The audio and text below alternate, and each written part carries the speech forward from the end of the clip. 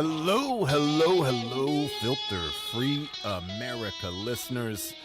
Welcome back to the show. The show being, of course, the aforementioned filter-free America. I am so glad that all of you are able to make it back once again for this new episode. I'm so glad that so many of you, with the exception of one, have not been ripped from a foreign embassy, detained and handcuffed and made political prisoners to be made example of for the rest of the planet, or to anyone who dares question governments and evil-doing rich people. A little political commentary there in regards to the a recent arrest of Julian Assange. But that's not what we're here to talk about today. My political ramblings aside, what we have today is another fantastic episode of the Filter Free America podcast. And let me tell you right off the bat about the guest and what we're talking about. The guest is a not only a friend of mine, but notice I put that first. Like she's a friend of mine. That's the biggest accomplishment that she has. She's a friend of mine. Well, she must be amazing. No, that's the least of her accomplishments, is being my friend. I'll be almost anybody's friend, almost. The guest today is Kaitlin Rose Young. I don't know if she likes to use the word Rose. It's in her Facebook name. It's Kaitlin Rose Young on Facebook. Maybe it's just Kaitlin Young. But the fact that she kicks people's asses for a living kind of makes it ironic when you put it like the name of a flower in the middle of her name. So I just want to put that in there because that's what she does. She kicks the shit out of people.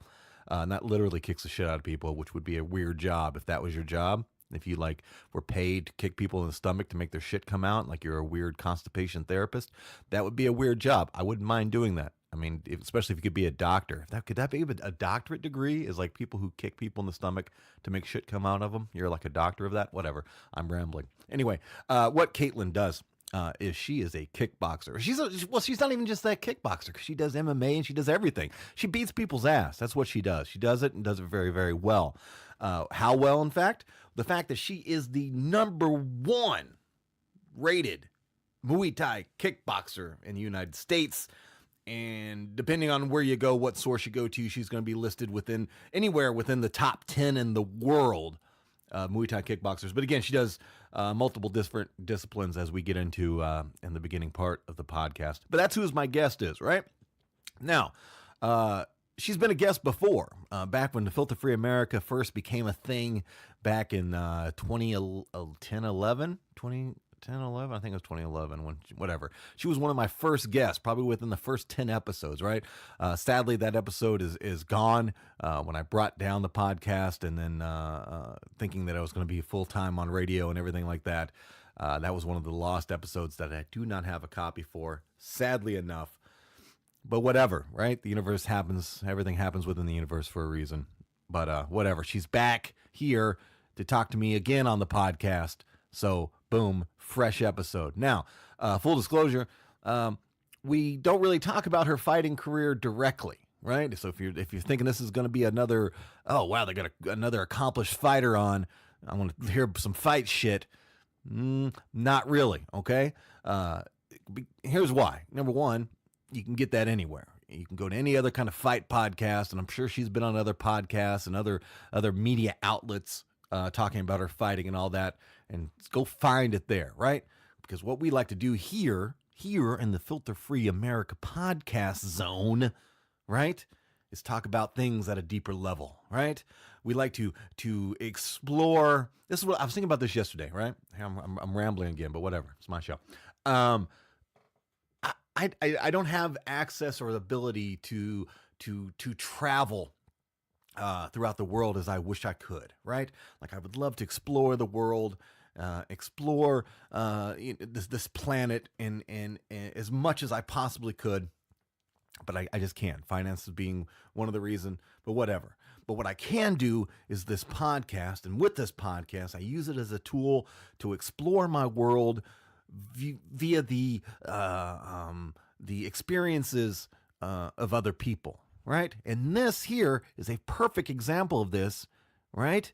Because the person I'm talking to has traveled the world kicking people's asses, right? She's been all over the planet, literally all over the planet. Right now, well, not literally. Like, I'm pretty sure she hasn't fought in like Antarctica, right?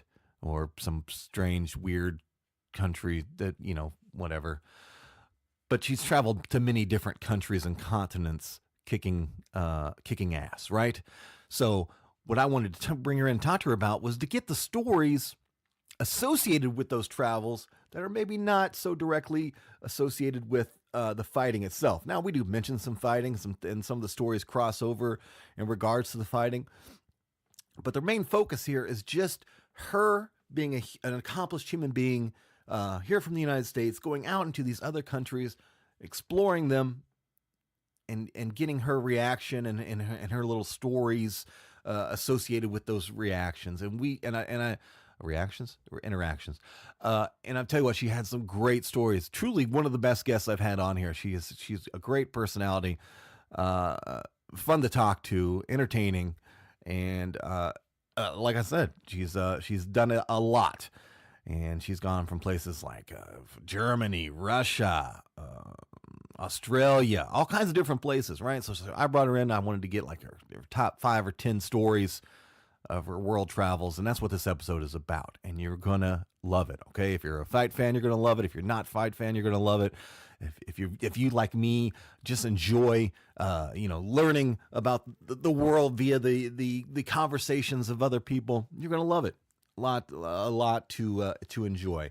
Some funny stories, some crazy stories, some stories that are gonna upset you, some stories that are gonna make you happy. It's gonna be a little bit of everything, so enjoy that. And again, truly very grateful that Kaitlin made time to come in and talk to me and have this conversation. Real fast, let me go ahead and give props. Mention her sponsors, I guess, to let people know where you can find out more about her.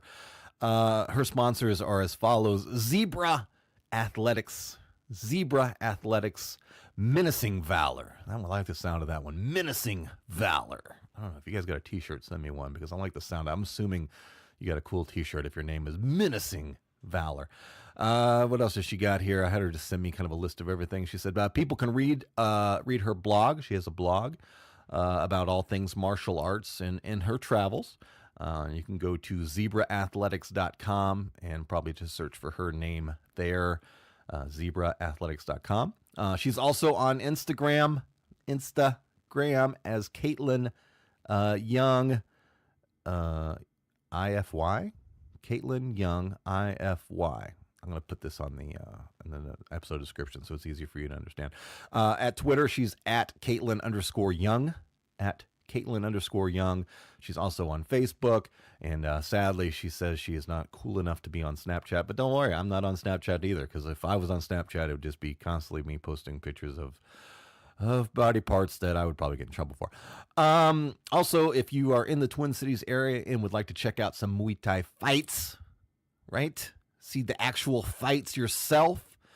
She is matchmaking. I'm pretty sure matchmaking is where she's the guy. She's the girl or the person, human. Okay. Gotta get it right. She's the person that matches the fighters together for doing a show. So she's doing that for this thing. It's a matchmaking for Driller Promotions, our good friends at Driller Promotions. And that's going to be on August 10th at the Varsity Theater in Dinkytown. Now, if you've never been to the Twin Cities, you're like, what the fuck is a Dinkytown? Come to the Twin Cities. I'll show you what a Dinkytown is, okay? It's not at all what most of my listeners probably think Dinkytown is, but whatever. So did I get all of? Yeah. Zebra Athletics, boom. Menacing Valor. God, I like that name. We got that. We got everything. Okay, yeah. So that's all covered. So yeah, that's what we're going to talk about.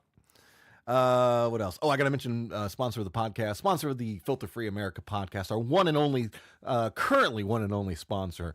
And that means if you want to be a sponsor, get at me, is simplewebsite.us. Simplewebsite.us. Simplewebsite.us. What is Simple Website? You're probably asking, unless you've heard the show before. If you have heard the show before, go get a drink. Simplewebsite.us is this, okay? They are a company that helps you or does it all for you, creates you a website using the Squarespace website builder. right? Now, questions are jumping in your head. Wait a minute, Joey. I thought Squarespace was designed for people to do it on their own with no help. Yes, it is. But some people are like me and don't have the ability to sit down and learn stuff on computers. They just don't, right? That's me. I own that completely.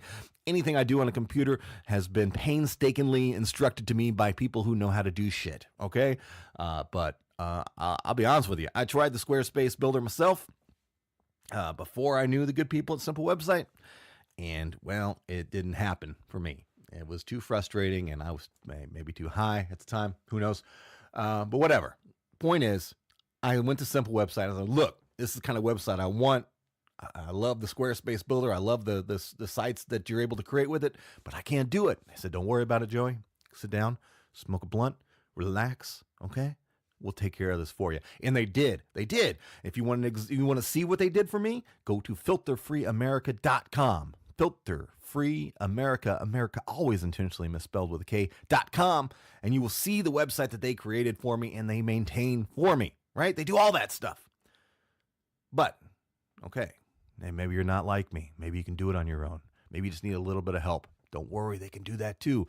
Maybe you're just stuck on one issue, right? Go to simplewebsite.us. They'll help you with that one issue. Also, if you want to do it all on your own, go to simplewebsite.us anyway, because guess what? They have free tips and tricks and things that you can learn from them absolutely free to help you better improve, make it cooler, whatever, your website that you're building on Squarespace. Regardless, the point is, if you're considering building a website on Squarespace at all, please go to simplewebsite.us. One more time, simplewebsite.us. Check out what they can do for you, because they are a great help to me. So yeah, there we go. All right, now we need to start this episode off, and we need a name for the episode. And I got to make one up. I don't know why I always wait till the last minute to do that, because then it ends up with me doing more rambling. Let's see.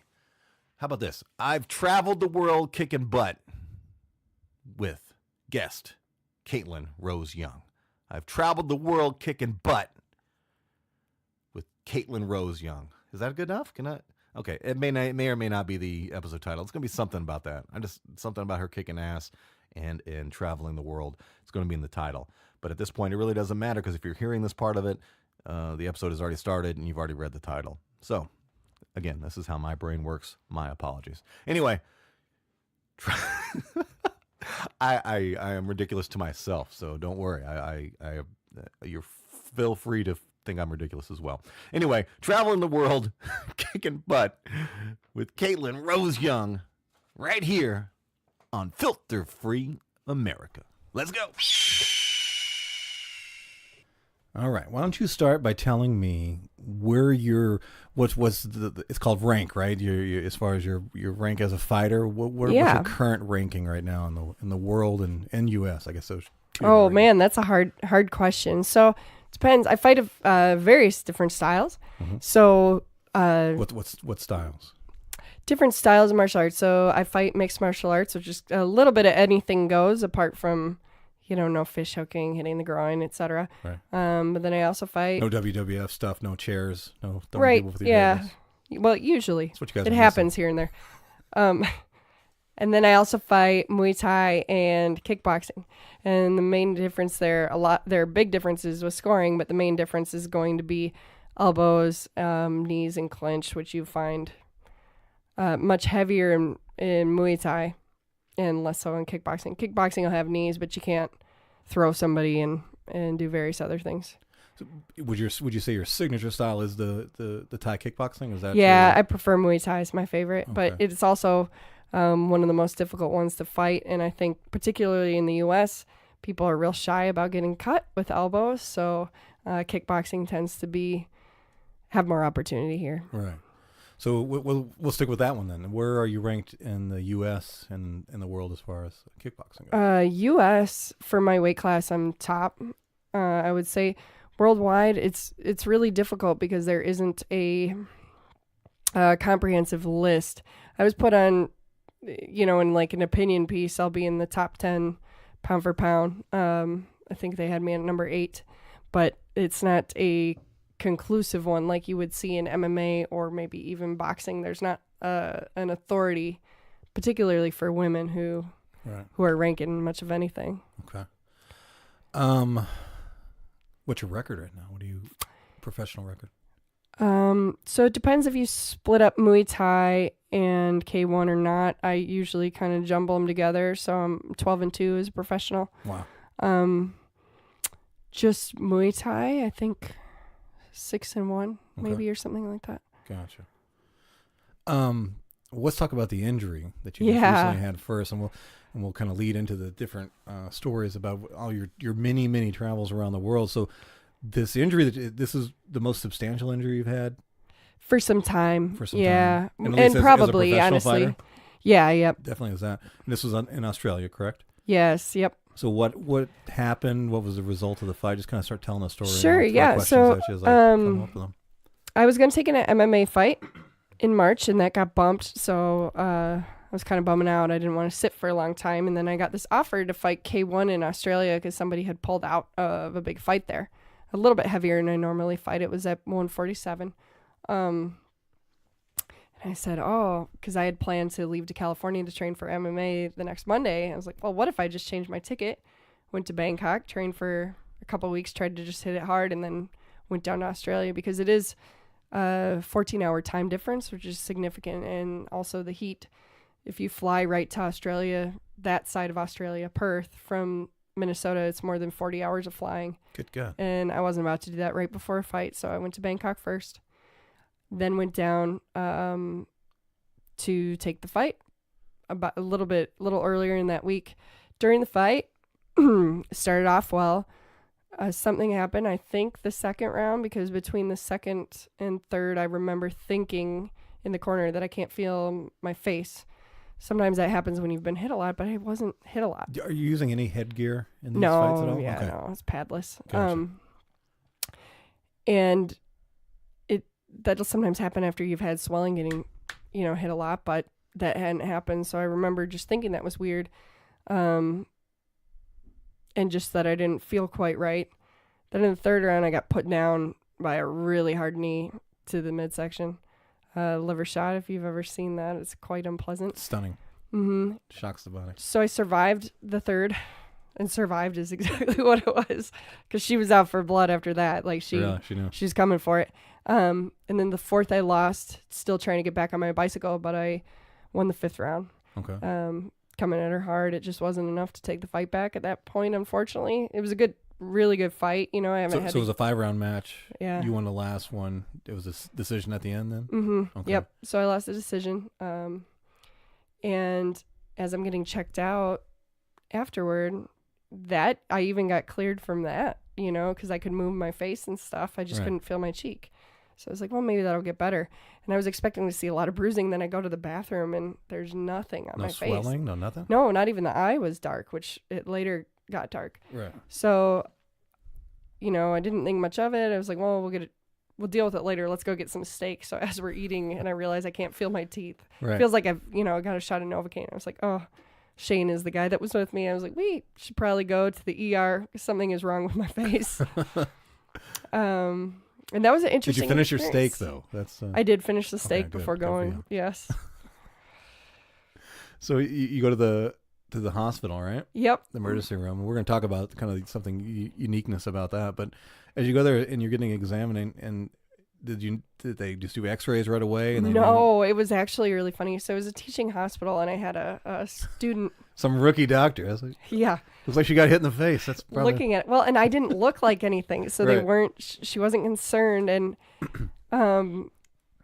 it was painful, but not. The thing is, after a fight, you don't feel anything yet. Right. So you're not like crying about it. So they actually weren't going to do X-rays, and the supervising doctor came in, and I pulled her aside. I said, "Look, I've had 46 fights and never felt this. Please do a CT." Right. And then they did. And sure enough, I had a broken orbital floor. Okay. So for the non-medical people, what is the orbital floor? So it is the bone that separates your eyeball from your sinuses. Okay. And the bottom of it. Okay. And the reason you can't feel your face when that happens is it's the swelling sitting on that nerve that comes out into your cheek. So did it shatter the bone, or did it just like a crack, or what? So, how extensive was the it's damage? broken. Okay. I have the X-ray, but it luckily didn't. Usually, what happens, right, is the eye gets pushed in violently enough to break that bone. That's usually how it happens. So you got Really? like poked in the eye, something went right into your eyeball. First of all, I was really lucky. I didn't have any kind of injury to the actual globe. Right. But second, sometimes when that happens, it'll then pinch the soft tissue. So people won't be able to look up without getting double vision. Sometimes they can't look in a different direction if the soft tissue gets pinched in the break. Luckily, I didn't have any of that. But what I learned is the very difficult thing about that is you also can't handle pressure change. So if I were to blow my nose, I could maybe make my eyeball pop out of my head.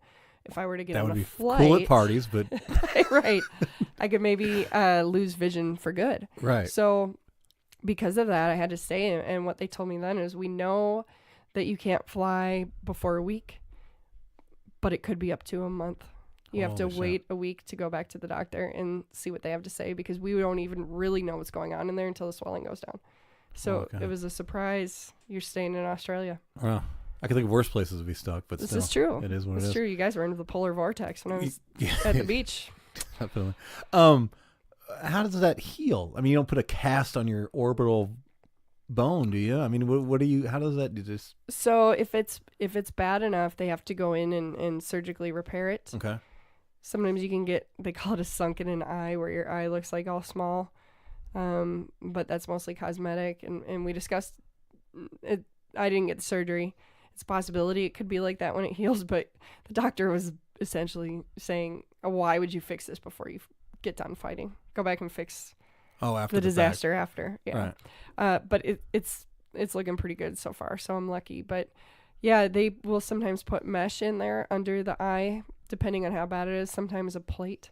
Okay. So it could have been a pretty significant surgery if it had been more severe. Okay. And the most recent examination, where are you at now with the...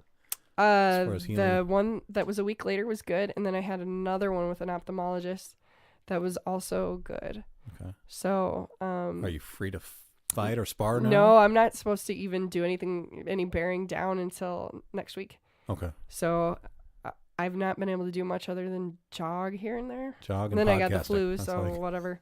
So the last 10 days or whatever, I've been sitting around. Okay. But yeah, not until I'm actually going on a trip. Because that would even like affect like working out. Because like, when you work out and you're straining, yeah, you can't bear down. Your face muscles and everything. Can't do anything. So holy cow. Can't hold pads for anybody else. So yeah, I've been unfortunately having to just kind of be a couch potato. Right. Well, it's not all that bad. There are worse things. There are worse right. things. I'm just glad I didn't have the surgery. So. No kidding. Especially because then you'd be stuck there for the healing process and all that. Yeah. Holy cow. So let's dive in there then. We'll dive in with Australia and your experiences there. And more specifically, we wanted to talk about how you were treated as a patient there, and how open they were to just like, come on in, we'll fix you up. So tell me more about that. What kind of surprised you, and what the whole policy is for out of country person to come there and need medical attention.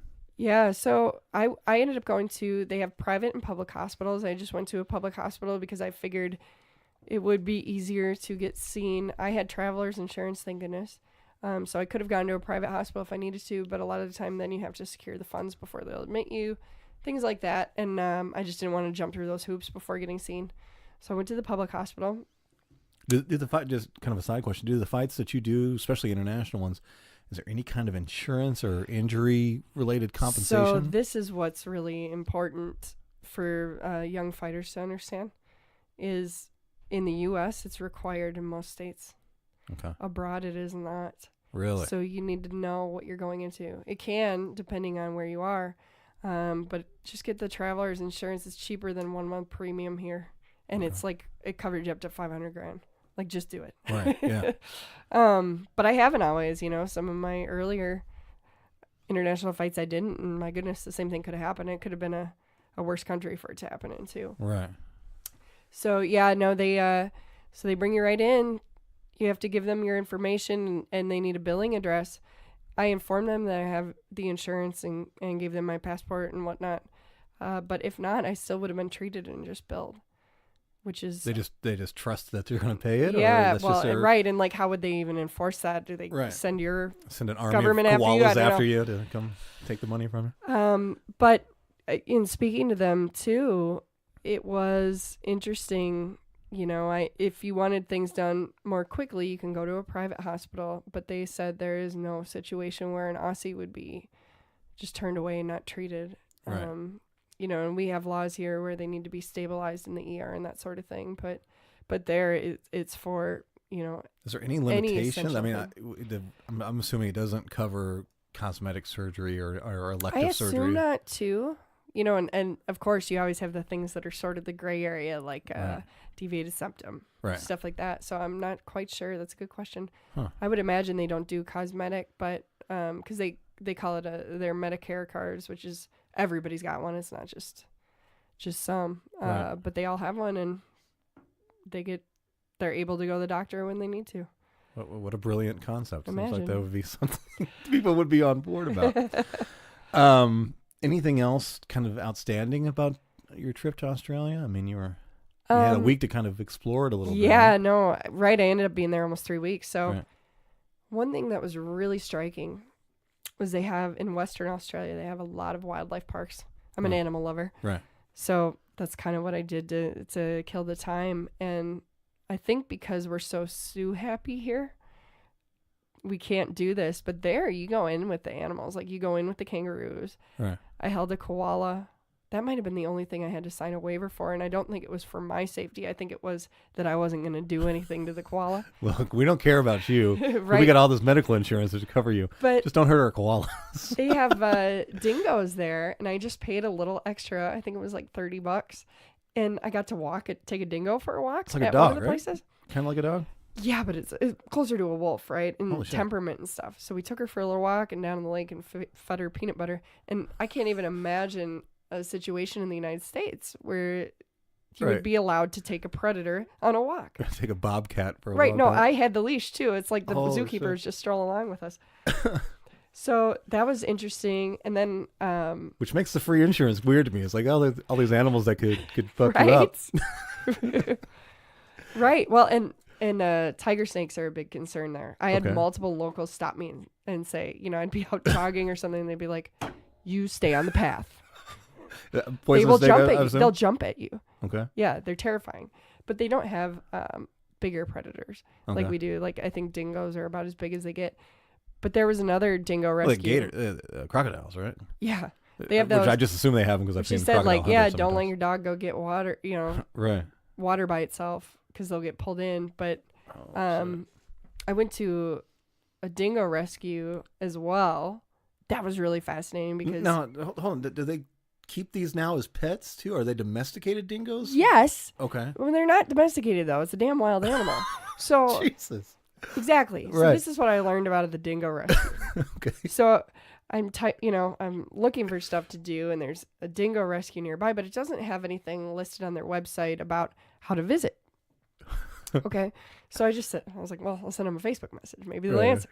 So they do. And he's like, yeah, we don't have visitors normally, but come by if you want. And I was like, all right. So I get there, and it's like this guy in this woman's house, and they have 19 dingoes and separate like kennels. And you walk me through showing me all of them, and they are, again, no waiver. Keep talking. I want to look up a picture because I got to see they're what a beautiful picture too. of a It dingo looks like is. kind of like a big Shiba Inu, but Where's my Google? There it is. Okay. It's really sad because that's exactly what they're saying. Like, people will have them as pets. In Western Australia, if you register something as a dog, it is legally a dog, even if it's not a freaking dog. Well, okay, well, I'm looking at the immediate first picture, and I'm like, okay, yeah, they kind of look coyote-ish. Yeah, and so people will get them because they're the most adorable. But from a distance, that looks like a dog. Yeah, kind of. And then they'll like be upset because they come home and standing on the counter eating their food, and it's a wild animal. Right. So And it's really sad actually because they end up getting abused because people are pissed about that or whatever. So this couple takes them in. Okay. And these are dingoes that people had that they're like, they can't handle the dingo responsibility. Or some of them are like somebody found pups. Okay. And they're wild born. But they are, if they've been around people like this one, they let me just in the yard with her. And she was so friendly and she was wild born. Did she behave as a dog? Do they come and no? Okay, so like they scratch behind the ears? Yeah, they like, but they climb on you. Like they greet you more like they would greet another dog. I guess well, my dog does that. You just put your leg out there, right? No, exactly. The same way. But they're what's interesting is like all dogs kind of speak the same language, so you can communicate with them, but you can't. What they described was you just can't like dominate. You know how some people are weird with their pets? They need to be like lording over something, and people try to do that with a dingo and get torn up. Right. Because you just. So I'd be a good dude because I let my dogs kind of run same. me. So. Well, that's just it. If you're like, oh, this is a separate living being who has needs and desires and wants of its own, right. Then you're fine with a dingo, but you can't, make well, like kind the of dingo like be your trained dog. It's gonna. But it's not gonna, defer to your kids and stuff. If it wants that cookie's gone, Fuck your kids. Give me that cookie. So that was really interesting. Right. And fun. And then the odd thing, and this is a little bit of a disappointment. It's not, because it's great for them, is they believe that, everybody should get time with their friends and family. Mm-hmm. And just because you work in retail does not mean that you should have to not have a home life. So a lot of things close really early. I mean, we're talking 4, 5, 6, 7 p.m. Wow. 7 is like later. What about like movie theaters and bars and things like that? Yeah, there were like no late movies. What? So it was a kind of tough place. Where do you go drink your Fosters at in the evening time? Right. Like they have some bars and stuff, but even in Perth, I was in the biggest city in Western Australia. Right. And a lot of stuff was closed. It's not that you couldn't find anything, but it wasn't like Minneapolis or Bangkok that's open all night. Do they do a 5-day work week, or is it what's the yes, the daily though working I think, hours? From what I gathered, I think it's shifted slightly. It's like Saturday's kind of like their Sunday, from what I understand. Okay. But yeah, it was quite interesting. Makes me want to go there because it's neat. I like dingoes already. Oh, and I don't like to work a lot, so it's pretty cool. Both of those things. Well, we're glad you made it back from there. Thank you. So that's Australia.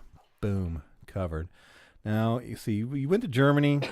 Germany, you said it was a dud experience. Don't get offended. It's not all Germans or something, but right.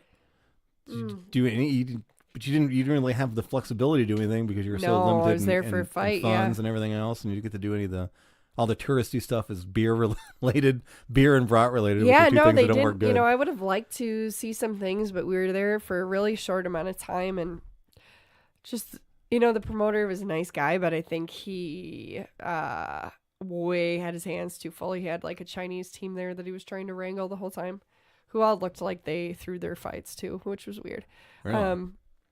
But yeah, we weren't. We never got the chance to stop and get currency, and I assume with Germany it would be a little bit easier to pay with Visa. Right. But it was not. So we were kind of stuck where we were. It was difficult to get food. At the end of the night, on the day that I fought, we hadn't eaten all day because the only place we had access to was the hotel restaurant that was closed that day for a renovation or something. So of course. We ended up eating sandwiches from like a kindly vendor who was throwing them away and fed us. We were like a couple of hobos. You're American. Have some garbage. Terrible. Good.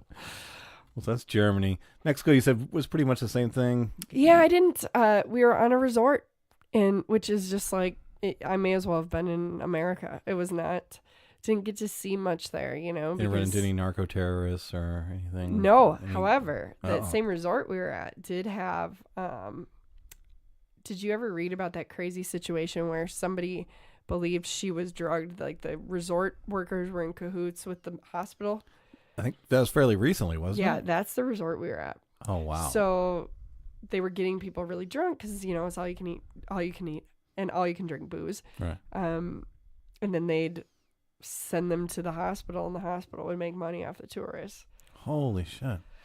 So the total opposite of Australia, where you just precisely where the hospital fucks you up intentionally. Yes. Mexico is a fun place, though. Let's go to Japan next. Sure. How long ago were you in Japan? That was in July. So what? Oh, just this last 8 months ago. 8 months ago. Okay. What was did you get to interact with a lot of the population there?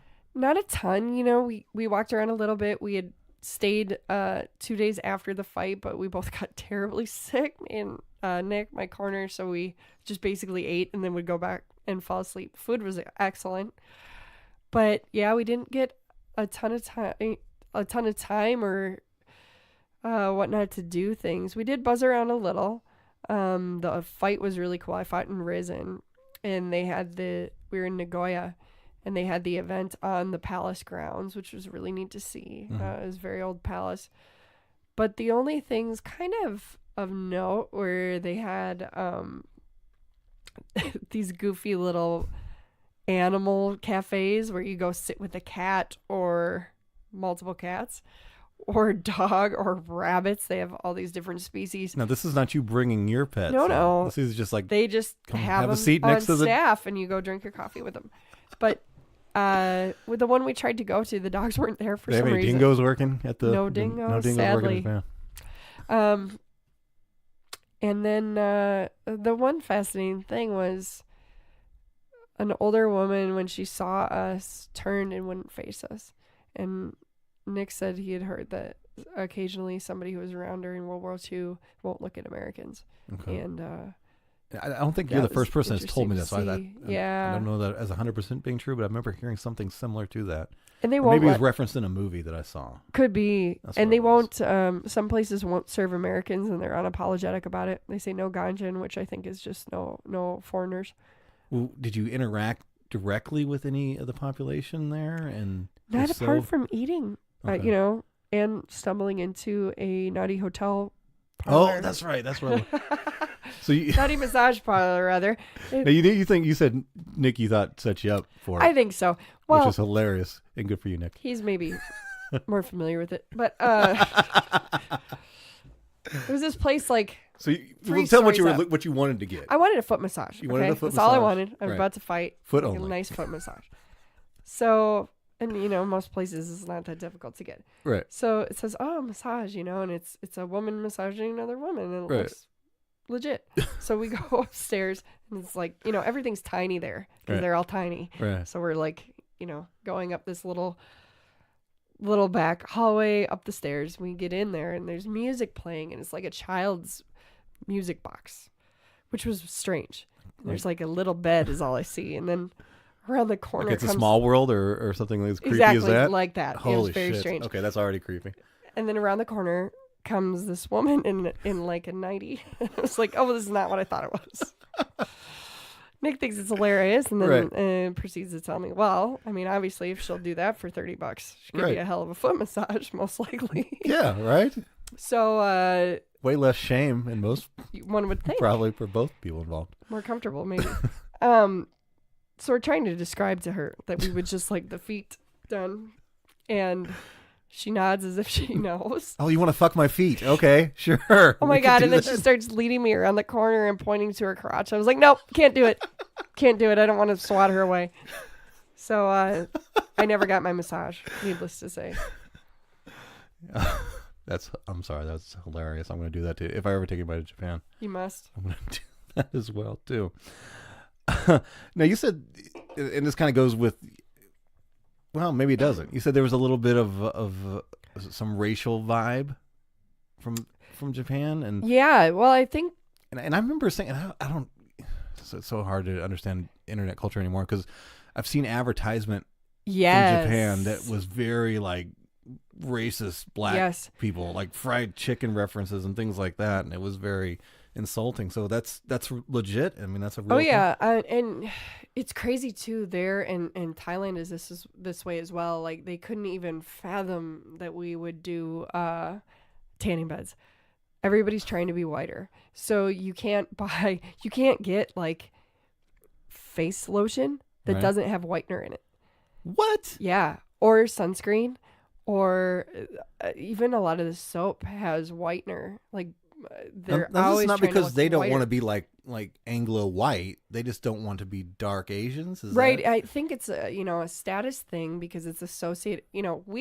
I think in our culture see tan as like it looks healthy. You have enough time to vacation, like Right. whatever. And there, it's I think tied to people having to do hard labor in the sun No or shit. darker. That makes sense. But yeah, in a culture that's so homogenous, I think they get away with because that just would never fly. And I think also having an establishment and saying no foreigners would never fly, or charging right. foreigners more to visit your zoo would never fly. That is commonplace in Asia. That's crazy. So you know fighters of every race. Yep. Have you ever talked to a black fighter who's gone over there, and what kind of experiences did they relate to you, or if it ever came up? I don't know with Japan. But in Thailand, yeah. Particularly with Uber is when I found it out. So I went with two teammates of mine, well, multiple teammates of mine, but two of them were black. And we started realizing, like, you try to split the Ubers. Like, if we all go to the mall or something, I'll get the Uber there, you get the Uber back. And we started realizing that only when I would do the Uber would the person not cancel. Because they can see your face just like they can here. Yep. Oh. Stuff like that. And then you'll see like little, those little like black dolls will be in people's gardens and black faces on all kinds of advertisements. And it's a very clear white good, black bad. So does that translate to them like not liking it, or like, oh yeah, you're black and that's not what we want to be, but it's cool because whatever? But are they like hateful, like racist person here kind of? I don't think so, but they will be or can be avoided. Obviously, like that's not the case in the gyms and stuff. Right.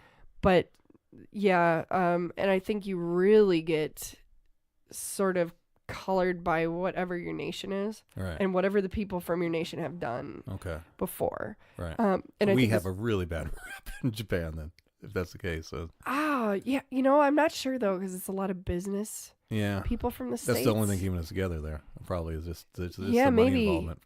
in Thailand though, I mean, and this is a lot of men go there for sex tourism. Right. So that's like assumed sometimes if you're a guy. Right. As a female, of course, like I'm usually there to teach English. I'm not up to any Right. trouble. So just here to teach English and punch people in the face. it's one of the two. I'm not trying to have sex with anybody. Or sit on the beach. Right.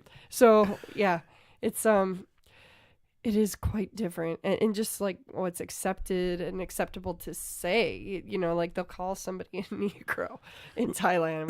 Just drop it out like it's They're nothing. just to them it's just it's an adjective. What was and this could be from any of these countries Sure. that we've either talked about already or are about to talk about. What was your most embarrassing, like, American moment, like your biggest cultural faux pas? Oh man, that that's a good question. Made you fall on your face, or they just looked at you like you're crazy or something? Well, I always feel somewhat embarrassed that I only know one language, Right. because everybody else knows more. Oh, that's a good question. So in Thailand, like your feet are the lowest part of your body, and you don't put your feet on anything that's. Which is strange because you kick people. And the kick rules them go in out the the window when you kick them all over. But even like stepping over people, putting your foot on money, so you have to be really careful, and you're not supposed to touch anybody's head. So because the dances are not doing the kid and play kick step. Is that too old of a reference for you? Do you remember Kid and Play? No. Oh, okay. You gotta watch. Lost. It's an amazing dance. From But the I 80s. remember one of the instructors, like I just was standing next to him, trying to see who was taller, Okay. and he's got like bushy hair, so I just pushed his hair down. But it was like almost like an audible, like, because it was so disrespectful Holy to touch the shit. top of his head, and he's Right. older than me, and age really matters a lot too. So I was just, and it's such as. Did he us, say it's like, anything, whatever. or is he like No, and that's like he was cool? that with it? culture is very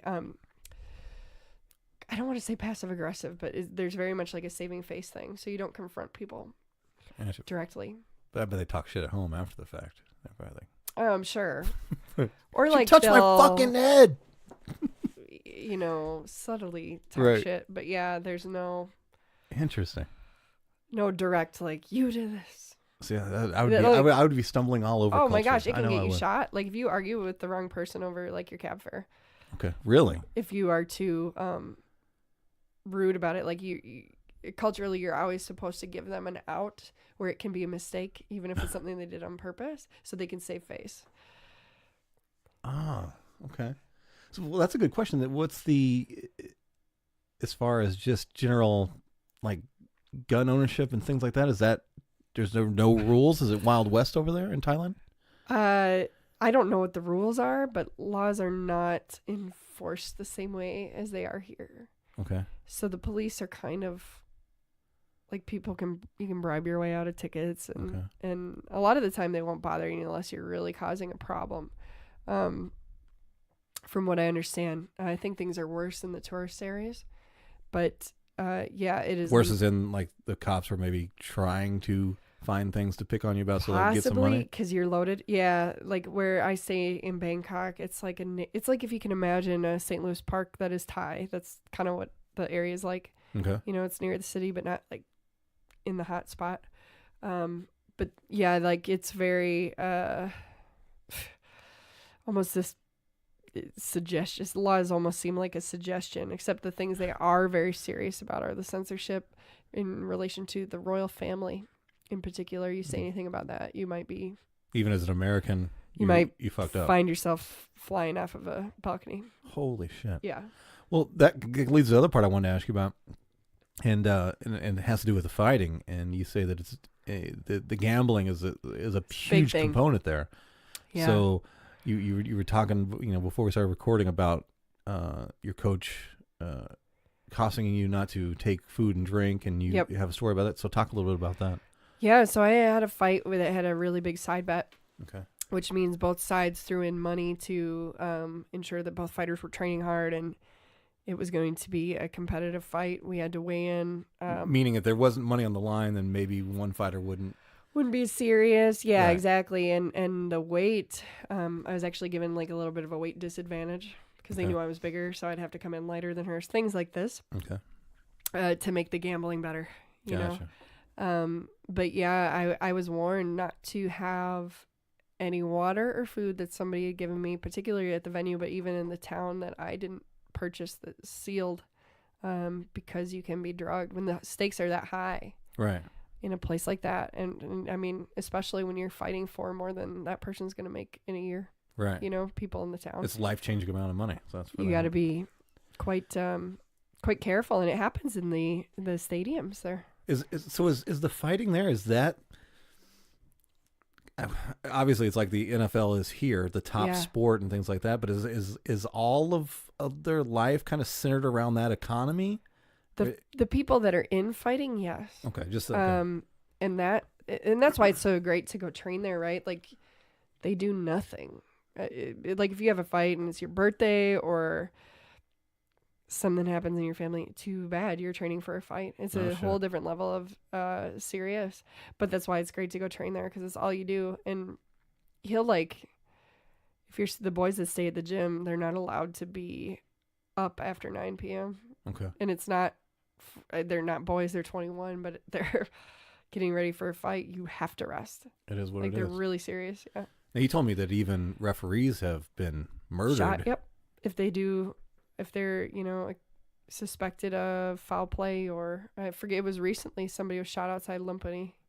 Is that like a legally imposed shooting, or just like there's going to be a mob of people who are pissed off? No, like somebody might just be upset about it and do it. Holy shit.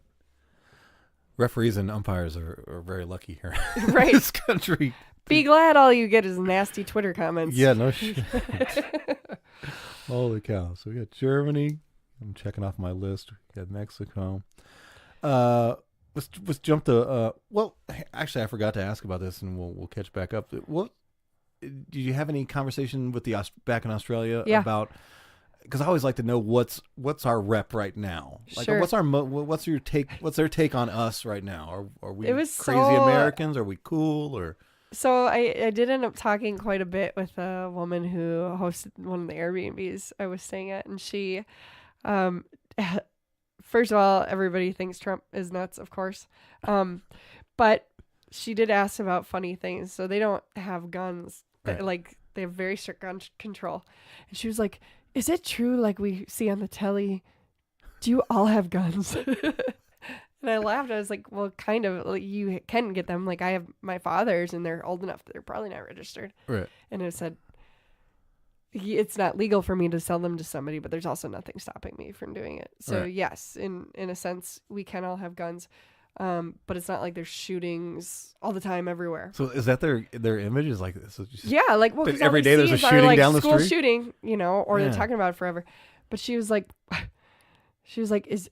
what about Texas? And I was thinking about this, and I was like, how do I describe Texas? Because everything they know is kind of like what we know of there. Like everything I know about Australia is Crocodile Dundee related. Yeah, exactly. And so everything they know about Texas. And I was like, Texas is, yes, I think everybody has a gun in Texas. I might be. They give you one, right? When you come out the vagina, they yeah. just, here you goes your baby gun. It's a blue or pink gun.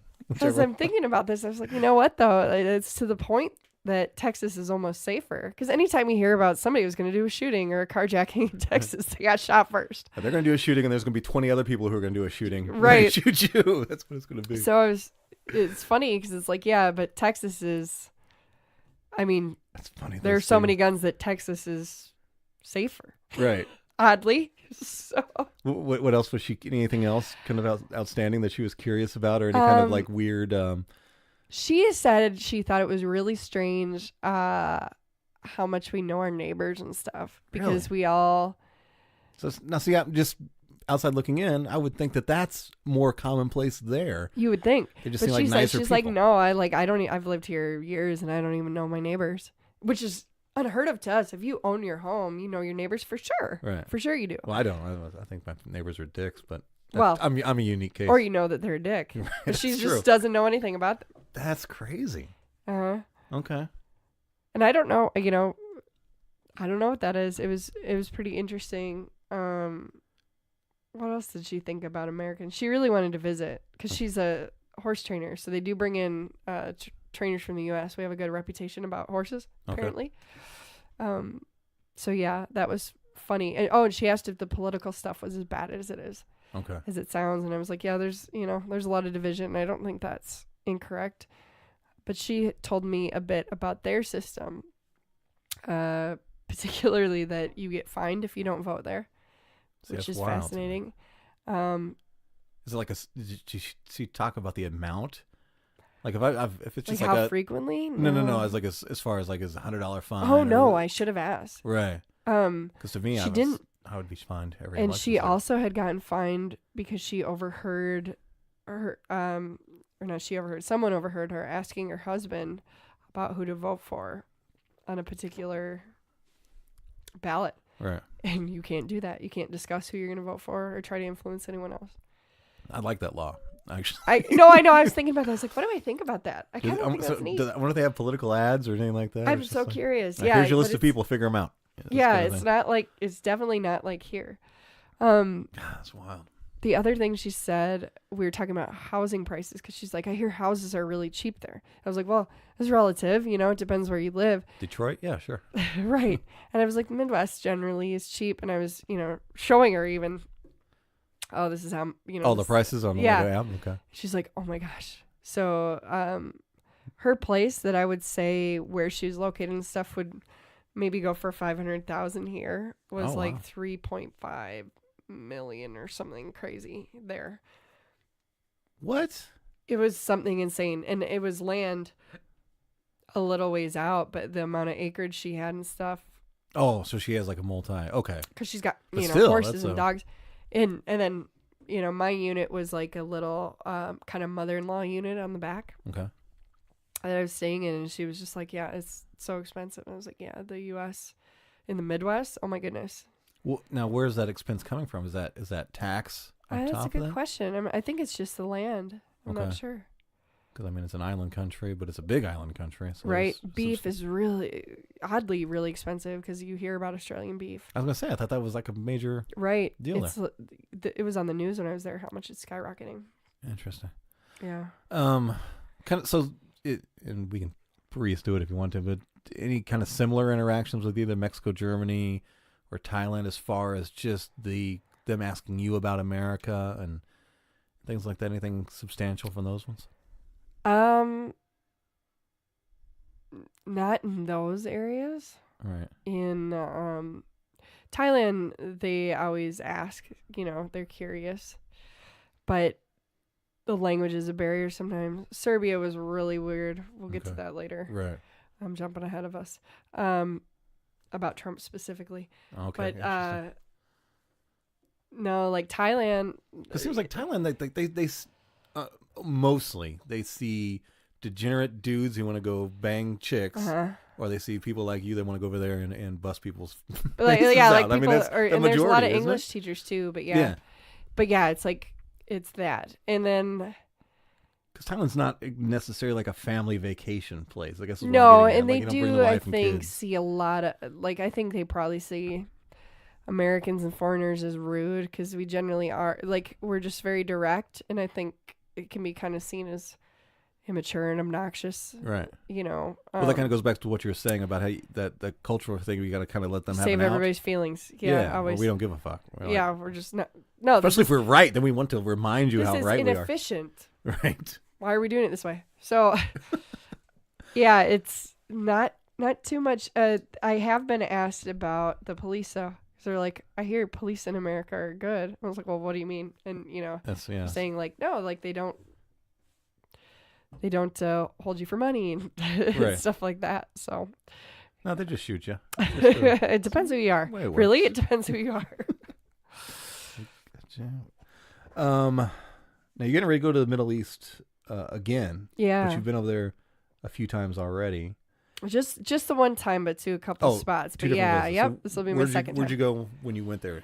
Iraq and Kuwait. Kuwait primarily. And these were both within the last year or so? Yeah, it was in December. Okay. It's a Armed Forces Entertainment. I do a tour for the troops. So it's me and 4 other MMA fighters, and then Amanda, who is our tour director. She's a publicist. Are you guys fighting each other? We grapple together. Sometimes we will, which if we have time to train. But no, we grapple with the soldiers. So they come in and we shoot the shit with them, and then. So it's like when comics go over there, you're kind of more of entertainment. You're not going over there to compete or exhibition fight. Okay. They come in and we roll with them, which is some of them are they train at home, so they're pretty good. But generally speaking, they're just big and strong and competitive, but kind of newer. So it's a bit of a wild ride, but it's fun, and they sure appreciate it, and you get a feel for what they are going through being over there. I just seeing a snapshot of it. Right. So any kind of visit from anybody is oh my goodness, nice I think it's to break up the monotony of what exactly they're doing. Really. I think I don't want to say bleak because they do the best they can, but I'm sure they're so. How many years we've been over there? It's getting a little old. It's a long time. Look, here we are again. Exactly, like a year away from your family. Right. It's a long time. Now, the two places, Iraq and Kuwait, vastly different experiences for you, just because you were so limited. Exactly. In Iraq. Yep. So let's start with Iraq, where you didn't get to do any real. No, we didn't go touring or anything like that. Yeah, we didn't go off base at all. We flew military air going in, which was neat. It's like a C-130 kind of Yeah, and we hopped on with some Canadians who let us in the cockpit, which was really cool. Okay. But yeah, it was a combat zone technically, so we had to get Kevlar and stuff before we could fly. Right. But we even missed some of our locations because it was raining, and I was not expecting mud and rain in Iraq. 50 it was kind of cold. Dirt runways. Okay. Yeah. Yeah, exactly. But one of our locations we couldn't go because it was raining, and not the rain itself. Of course, they can land in the rain. It was because if it's raining, you don't have ground visibility, so you can't tell if somebody's going to shoot up at you. So they weren't doing flights in at the time we could have gone, and that was a real bummer because it was one of the bases that was a little further out, and they probably really could have used some company, Yeah. Holy cow. But outside of that, you're stuck on the base when you're there, and the only thing you're exposed to is just the military atmosphere. You didn't really get to see outside of that. Any scary outside of just the the worries and concerns? Was there any kind of I don't know, roadside bomb incident or anything close by that you... Not that we saw. The thing that was a bit unsettling was all of the women's buildings had to be locked and coded because of the sexual assault threat. Okay. Now that's internal, right? We're talking about. I'm not sure that it was just internal because they do have a lot of Iraqi soldiers and stuff that come on base. So I'm not sure. Oh, okay. Gotcha. But, the fact that it's still a concern, like we don't have to lock the bathrooms in any location here in this. I mean, you lock your stall. Right. But it's not a concern. Yeah, I've interviewed. To that degree. When I first started doing the podcast, it was shortly after when I had you on the first time, was she was a sergeant something in the military, and she was, had a sexual assault story that she told me about, having to be with another soldier. That it's, I don't want to speculate on what the cause is, but it's not only do you have the Iraqis, but you also have a lot of that internal stuff. Well, and I think too, maybe being in that environment where women are, you're not the same, in countries that practice Sharia law, you don't have rights. So, right. Certainly not to the degree that a male does, and it's no excuse for it, but you got to wonder if it just exacerbates any of those feelings and ideas about women being in that environment. Yeah. Holy cow. Well, Kuwait, similar but different. Yeah. And you got to go out a little bit more. So what was your experience in Kuwait like? So Kuwait City, it's like a small country. It's really oil rich, obviously. Mm-hmm. That was crazy seeing how cheap the gas was when we were driving somewhere. What's average in American dollars? What is?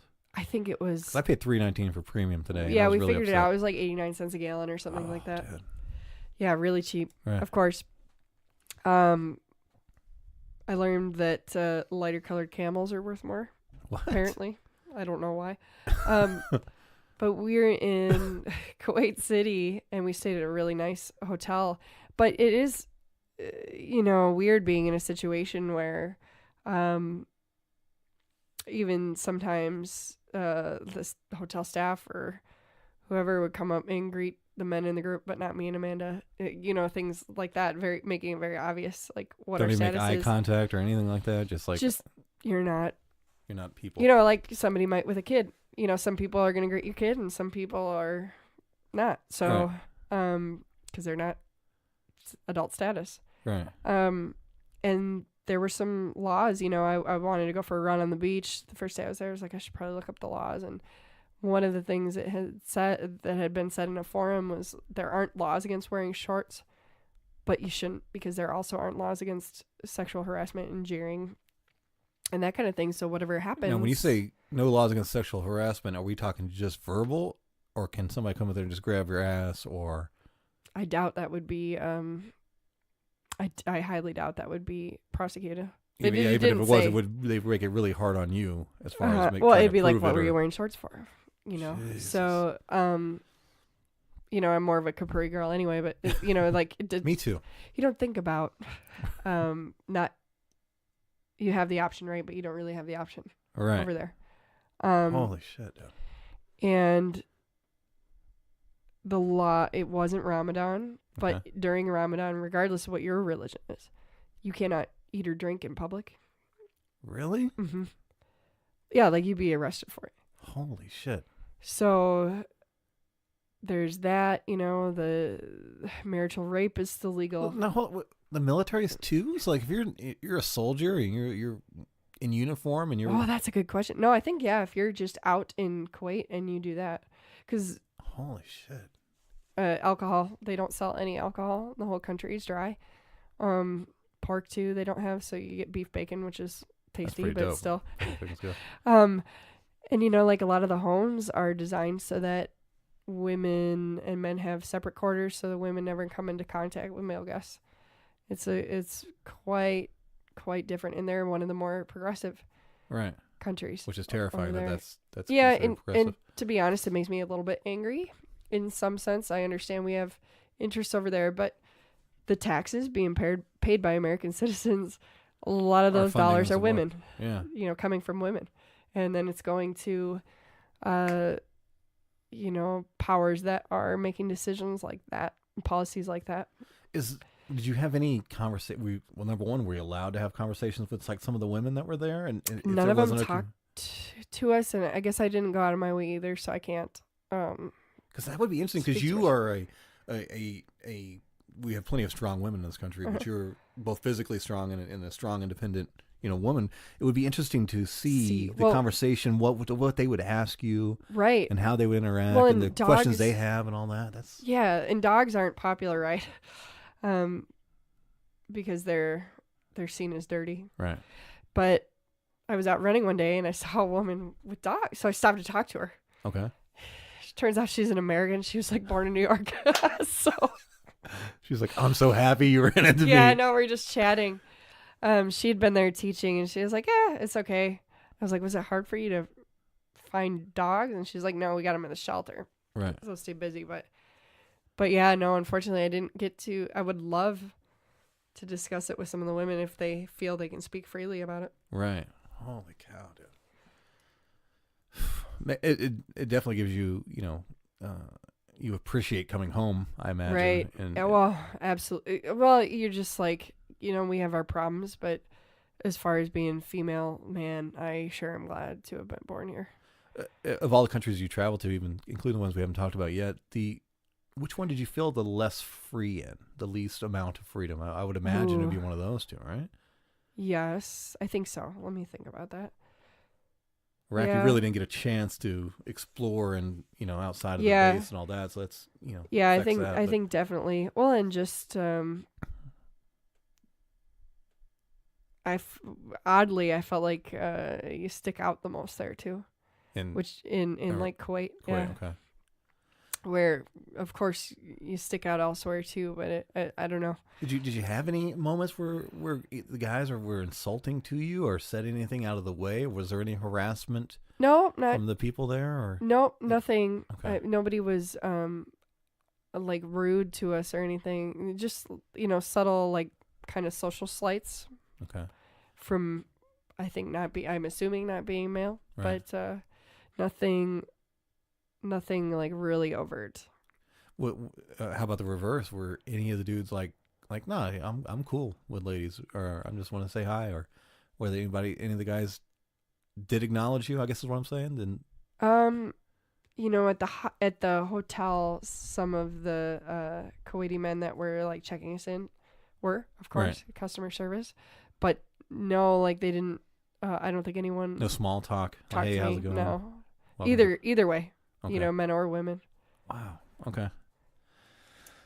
Well, that's Iraq and Kuwait signed up the list. So I think we got left. We got our two big ones left. I want to save these for the end because these were just the pre-conversation we had was amazing.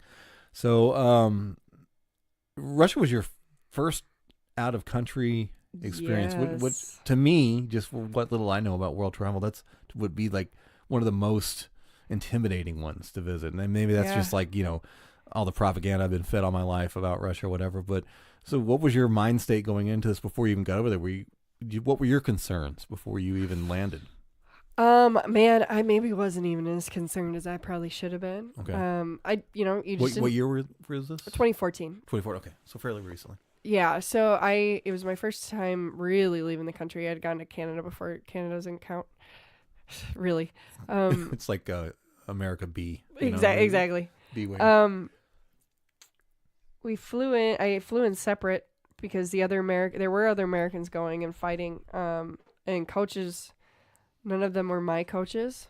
Great corners still, but right. I didn't know them before that trip, so I was just meeting everybody there, and I flew in. Well, that's gonna be hard, right? Isn't that from what I know about fighting? I mean, yeah, the more personal connection, the better, probably in those situations. But it was extremely low budget. Mm-hmm. Not even low budget. It's just the flights were so expensive they couldn't bring extra coaches. So right. Okay, whatever. I'll go fight. And I was only fighting MMA at the time, so I'll give it a shot. Sure. And I got to the airport, and I'd been warned by one of my clients. I was personal training at the time, and he was from Russia, and he said, "You be very careful. Don't get in a cab by yourself at the airport. Be very, very careful, and make sure you check the door before you close it, because sometimes they'll make a door so that you can't open it from the inside, and hold you up for money." So anyway, So that was a concern, was their cab drivers are robbers there, or? Yeah, and just questionable. And of course, so I'm Holy waiting shit. for this ride, and they didn't pick me up for like 2 hours. So I'm walking back and forth, and these guys are like jackals. They figured it out. Even if they just want my fare, Right. they're following me. And I'm like, oh my gosh, leave me alone, please, thanks. So it takes forever. And then eventually, I bumped into these 2 guys from Uzbekistan, and the coach spoke English. Nice. And he was like, oh, we're here to kickbox. So I was like, okay, well, I'll hang out with you random guys because you're probably going to the same place. So eventually this guy shows up with this sign that says kickbox. He doesn't speak a word of English, and he's in like a shitty 91 Honda Accord. So Right. we all pile in. And they take us to this resort on the outside of Moscow, and we get there, and it has... Now, when you say resort, is it a resort? Yeah, it's on a lake. Okay. It's like log cabin-y, and it Okay. was interesting because it was very much like the climate of northern Minnesota. Interesting. It was going to be an outdoor show, and as we're pulling up, there's like a big wooden gate, and we look up, and there's an armed guard in this eagle's nest Really? up there. Carrying an AK and looking aggressive, right? So we're like, oh, all right. So what are you going to do? Can't even talk to the driver. Right. So we get in and we go check in, and I had a room in my own little cabin, but the Uzbekistanis did not. So they had tents that they were Wow. putting them in, and they were in a tournament. Was that a surprise to them when they got there? Yep. Oh, wow. I was like, well, and there's more to this, but I was like, well, you can charge your phones in my room if you want. Right? So in American culture, it's normal to say that to guys. You can come hang out in my room and charge your phone. Come back to that. So, I see where that's going, but yeah. So I get in, I check in, and they're like, got to come to dinner. I was like, no, I can't. I got to make weight. And then they're like, oh, well, your opponent pulled out, and you're going to move up in weight so you can eat now. And so they found me an opponent, but I had no idea who it was. And then my Wi-Fi didn't work that night, so I couldn't look her up. They gave me her name, but wow. so whatever. But yeah, like the Uzbekistani boy who was like 21 ended up coming to my room to and he must have known something about Americans because he just came out to chat. Right. And then as we're talking, he's like, in my country, this is illegal, what we're doing right now. Both sitting in a room, unmarried, man and woman. Really? Alone, yeah. And I was like, oh, that's so interesting. It's not like that in America. And we ended up exchanging phones and looking through, and he was like, oh, do you train men? And I was like, yeah, like that's normal. And he said, that would never happen in my country. And I was like 27 or 28 at the time. He's like, oh, are you married? I was like, no, I have a boyfriend, but no. And he's like, oh, I'm sorry. Like, he was just so ashamed for me because I was like, Because you wasn't married I'm yet? a spinster. Holy being 27 and not married with kids. What's wrong with this girl? She's not Yeah, married it was yet. really interesting. And I appreciated that he was willing to share like what his country was like. We still chat online occasionally. Right. But so after weigh-ins, we're talking about going into the event the next day, and I had a single fight, but all the boys in tents who were from like Uzbekistan, Kazakhstan, like a bunch of nearby countries were in a tournament, and they, no joke, handed out, they didn't have commissions there, so they handed out a stitches kit and some super glue and said, if you get cut between rounds, just glue it and then you can move on. Wow. Different animal, big Right. time. So the show itself ended up being insane. I won a decision, which was really cool. Now, here's a quick question. Would you still go to these type of fights now that you've ranked up? Mostly because I like the ridiculous adventure part of it. Okay. I would, though it's probably ill-advised, you Okay. know? And I didn't know what I was getting into before going. That's gotta be that just blows me away. That's your first, Yeah. Well, and it was an outdoor show, which You is go really to Canada, go to Mexico a couple times, work your way up, but now I'm just gonna go to Russia. cool. Oh my God. Let's just go. And the event, they had like strippers there, like in pasties, Of dancing. course they did. Dancing to Enrique Iglesias, like in between rounds, and there's like a 5-year-old and nobody's thinking anything of this. It's just normal. It was just whatever. Holy shit. It was fascinating. So did you have with the guy who you were let in charge of the phone and talk to? Did he give you any questions about America? Did he have any weird perspectives or ideas of it? Political. He did seem very because I think internationally, and especially in more conservative countries, everyone thinks we're just hoe bags. Right. You know, American women. So no, he was just asking about like what's my life like, and that's how he ended up going through the phone, is just looking at pictures, because you get like a really good idea of what just somebody's visuals. Daily life is. You know, where do you work? What's your house like? You know, what's your kitchen like? See, if I had my phone, it'd just be full of memes. You can see the American sense of humor. Right. So he and his coach were very, very nice. It was neat. It was a neat experience too, because I think it's so easy to hear about some of those countries where we don't have a lot of interaction and just they're a nameless, faceless person. And he was getting ready for his wedding at the end of the summer. He's 21. He's so young. He's like, yeah, I'm ready. An arranged like, marriage? Oh, it's so interesting. Was it kind of? Okay. It sounded like it was a little bit, but he seemed happy about it, and it was a neat encounter. Very cool. But yeah, so I forgot where he's going. Oh, so they have this crazy ass after party. Okay. And of course everybody's drinking because it's Russia. That's what you do. Somebody gave me a gift after my fight because they really enjoyed it, and it was an M80. A what? An M80, like a stick of dynamite. Oh, Jesus Christ. So you probably can't take this back on the plane with you. Yeah, exactly. So I was like, what do we do with this? So I hand it back to him, and he lights it off in the crowd, and everybody gets freaked out. Nobody grabs got hurt. their AK and gets all startled. Oh my God, no. It was just the most insane thing. It was like an all-night rave at this. So Russia's a lot like the 80s were, like here in America. Just M80s and drinking and totally insane. And then the next day, so we were there over 4th of July weekend, and the gentleman assigned to taking care of us were former Russia special forces guy. Okay. My favorite was a gentleman named Lucky Bear, who had gotten some shrapnel wounds in his face in Afghanistan. And was kind of a jolly, if you can imagine a jolly Russian dude, if there's such a thing. Right. But he was so funny. One of the American guys was complaining about his leg because he had been low kicked a bunch. And he leans over to me in the car. He goes, "He's not like man. He's like child." I think of every time I hear somebody cry. Right. You just say that. It's like, God, that's the most. Not like that is the most Russian thing that could have come out of your mouth.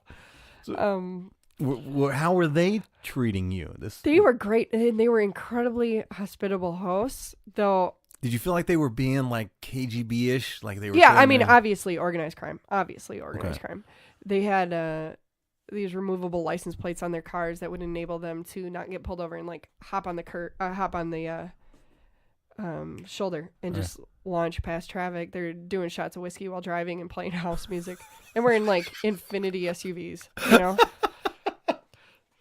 So, and they took us to their like compound. They had these amazing. Okay, so they're guard dogs. They're amazing, though. It's called they call them an Afghan Coochie dog or an Afghan Shepherd. Okay. And I've read about them more since, and it takes them like 2 or 3 years to get full maturity. They were dogs that would stay with the caravan people and kill stuff that came up. Right. And almost nobody has them here because they'll eat your mailman. They're super skeptical of strangers. Gotcha. But they had a couple of them there, and they were oddly fine with me. I think probably because I'm female. Right. But even the guy who owned them said he wouldn't go near that dog without a knife. He said. No shit. But yeah, so they have them tied up around the concrete compound. Like, I mean, you don't have that at your house unless you need it for some reason. They're not like pets. They're tools and, of defense and concrete walls with like barbed wire. And then they took us out shooting. Their tell me about the compound for a second. Now, this is their company, or is this where he lives? Or okay, I think. is this house. They wouldn't. I didn't go inside. I was hanging out outside with the dogs. So it's all these ex-KGB guys? Right, or the one that lived there, yeah. Holy shit. Okay. So that was interesting. They took us shooting and then out to eat. So you're shooting fully automatic AK Yeah, SKS? and I was so tired, I didn't participate as much as the other guys. Right. But they were, and then they took us to a military store type place, which was really cool. Like surplus kind of thing? Yeah, but you know, in the basement of some place. But it was interesting because we ended up grilling out with them at one point and discussing some of the foreign policy stuff. Okay. And they had been in Afghanistan, so hearing their take on some of the things happening with the American foreign policy at the time was really fascinating, and just hearing them talk about, you know, because we only get one side of it, right? Right. And hearing them talk about how it's frustrating that America mostly has such a high and mighty, like, worse a moral attitude when they said, you know, obviously we've seen the things that America does. Did they tell you any specifics either about what you're talking about there or just general takes as far as like the Afghani war or the most recent one, I guess? It was general takes, but partly they were just like, did you not see the trouble we had there?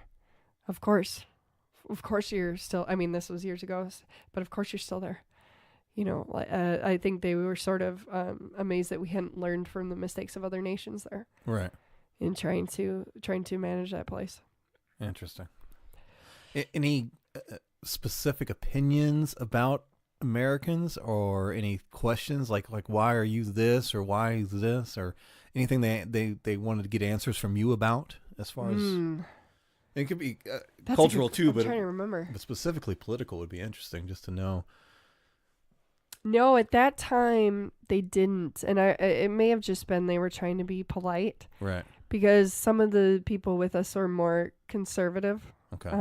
So I don't know that they could, you know, feel like they could speak as freely, or that they wanted to, rather. Of course they could, but no, I don't recall that from them.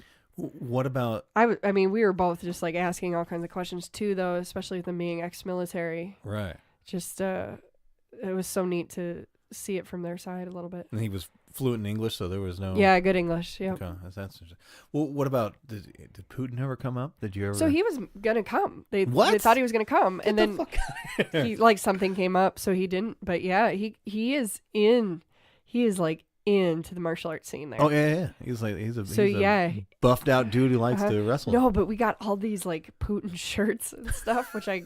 littered around my team when I got back. Right. And I didn't realize how political some of the stuff because they gave us tons of gifts, and they were really cool. Like, they gave us these like thick horsehair boots for winter. They're so neat. I gave them to my brother, but they're really cool. And then this beautiful vase. I should send you pictures of some of the stuff. Definitely. But then like a ton of t-shirts and all political, like pro-Putin stuff. Putin's great. Thumbs up. Yeah, no, exactly. Holy shit. But yeah, like it was they were great hosts. Okay. Well, anything else about Russia that I'm looking at my notes here and. Not really. I was surprised because I had heard they were very 1950s with women, but they actually in some ways seemed more. Like in Russia, nobody would ask you, like in America, men will come up and say things like, oh, so you could beat me up? And the Russian guys don't do that. They'll just be like, oh, good fighter. Right. And that's it. Would you say that it's a similar or more progressive take as far as equality between I don't know about that. I don't know enough to form an opinion. It was just a noticeable difference. As I watch a lot of it, I'm just intrigued by Russian culture specifically, and like the training that the kids go through with firearm training and things like that. Which is like, I tell people, like, we don't want to have a war with Russia, especially not a ground war, because these kids will kick our ass, just the kids alone. So, but it seems like the women train just very exact same way, and they're I watch them field strip an AK and throw it back together, and like, holy shit. Right, and Russia had women in, was it World War II? Right. women soldiers, they don't have the same hang-ups about that. Right. So, unfortunately, I think there's a fairly high rate of domestic abuse. It might be related to alcoholism, but it was a different, like, kind of a noticeably different vibe. Like, I don't know, less of a need to undercut for some reason. Okay, that makes sense. Interesting. So, yeah. Well, one last thing about Russia. You grilled with them. So what did they grill? So one of the guys with us, and burgers. Yeah, no, exactly, because it was 4th of July weekend. So which is a funny time to be in Russia. Right. So one of the guys with us was a burger chef. So he's like, let me show you what a real cheeseburger's like. Okay. So he made them some burgers, and they hung out with us and ate, and we chatted. It was a really, really cool way to spend 4th of July. Any weird cultural food things that they grill? I mean, are they? No, the food wasn't. I wasn't real impressed with the food in Russia. I gotta say, bland kind of stuff. Bland. Yeah, it was just a lot of potatoes. Right, of course. Nothing real tasty, and that's where I learned that you must bring certain food items that you want to have because you. In other countries, because sometimes it's like, oh, I do not want to eat this before a fight. It doesn't look good, doesn't taste good. Right. They probably think the same thing about some of our food. Food. Exactly. Well, that's just it. It's like what you're used to growing up, but yeah, it wasn't my my forte. I do want to go to Russia. There's something intriguing about it. Just there's a lot of mistreat. Yeah, with all countries it's really, neat. but that one specifically. So what's in with talking about Serbia, which I would assume, just not knowing much about the world, that it would be very similar atmosphere. Is that closer? Yeah, closer than anywhere else I had been, I think. Okay, so when did you go there, and just kind of give me your initial takes on Serbia? What year was that? 2016 or 2017? I don't remember. Okay, so again, recently, yeah. So we fought in a place called Jagodina, which was about a 2-hour drive from Belgrade. Okay. South. So that town had been bombed 16 years prior by America. And they bring different nations over every time for this event, every summer for this event where the Serbians take on America or Germany or Brazil or whoever. So they brought us this time, and it was... Now, this is specifically timed to coincide with the... I'm not sure the date. It's possible because of the weirdness of the press conference thing. And this is just to the listeners, and I'm not going to speak too much on it because I'm just now kind of getting into that area of history. This is the war in Kosovo and all that, and I didn't know this at the time when it was happening. I'm old enough to remember news and stuff like going on. This was during the Clinton administration, but I found out now that we killed a lot of innocent civilians with these attacks. Yeah, so that's what people need to know going into this conversation here. Well, right. And my opponent was a young lady, early 20s, but I'm sure she remembers. Okay. You know. But anyway, they brought us in, and I later learned all this stuff after leaving, that the town is run by a guy who is a notorious war crime mobster gentleman. Jesus. And he's the one who was involved with putting it together. Okay. So he also had a zoo there, and it was one of the more heartbreaking things I've seen in my life. The way most of those animals were. Was it like a traditional zoo here, same kind of spread of animals, or? No, it was like small cages, just dirty, like there's piss on the ground and not well cared for in any kind of way. Yeah, like the bear had a ulcerated eye stuff. It was really hard to see. And then after I had left, I looked it up, and there are petitions against the zoo, and as there should be. But he had bought like a giraffe, and he was so proud of his giraffe, and it was like socialized. Right. Like it would say hi when you walked back there. The giraffe was well cared for, but a lot of the other animals weren't. And it was just different ideas about animal welfare there for sure. Right. Did you, knowing that you're the animal person that you are, did you have to kind of tuck some of that emotion aside, or did you let it known in any kind of way? Like, hey, this is kind of fucked up. No, and I did not say much because it was clear that it's not like just airing your opinion, like maybe it would be dangerous. One of the benefits here, for the most part, you can talk a lot you can of shit. talk shit to somebody. Yeah. And you know, there are a lot of places in the world where that is ill-advised. A lot of places you've been to. Yeah, where you just bad things might happen to you. So so we had to have dinner with everybody, like them and like a bunch of politicians from the town and the fighters that we were going to be fighting the night before. Right. So we're there, and poor Chris Shoshone, I don't know if you know him, he's the head guy at the Cellar here. He was with us as a coach, and he got like singled out while we're at dinner, and I forget the guy's name. The head guy there was like, "So you're going to vote for Trump, right?"